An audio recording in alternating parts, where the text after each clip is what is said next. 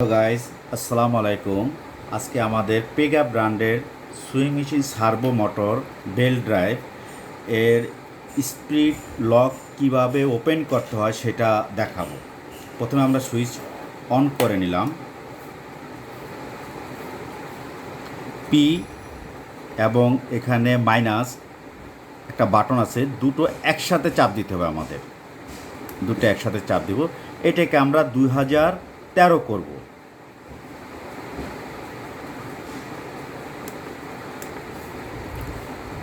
আবার পিতে চাপ দিব,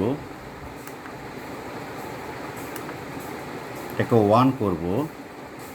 আবার পিতে চাপ দিব, এটাকে 3 করব।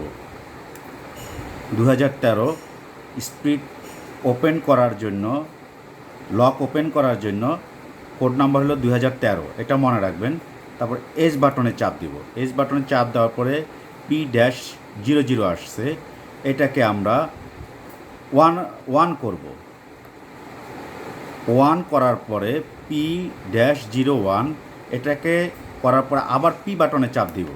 পি বাটনে চাপ দেওয়ার পরে 4000 আছে, এটাকে আমরা বাড়াবো, যত খুশি তত বাড়াতে পারবো। তবে তারপর একটা লিমিট আছে, আপনার মেশিনের উপরে এটা কতটুকু দিলে আপনাদের কাজ স্পিড দরকার, স্পিড বাড়াতেও পারবেন, কমাতে পারবেন।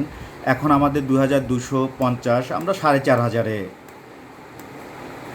এই যে আমাদের 4500, এটাকে লক করে দেবো। এস বাটন দিয়ে আমরা প্রোগ্রামটাকে লক করে দিলাম। এখন দেখেন আমাদের মোটর ঘুরতেছে, দেখি এবার আমাদের স্পিড 4050। এখন দেখি আমাদের কত পর্যন্ত বাড়ে, দেখি।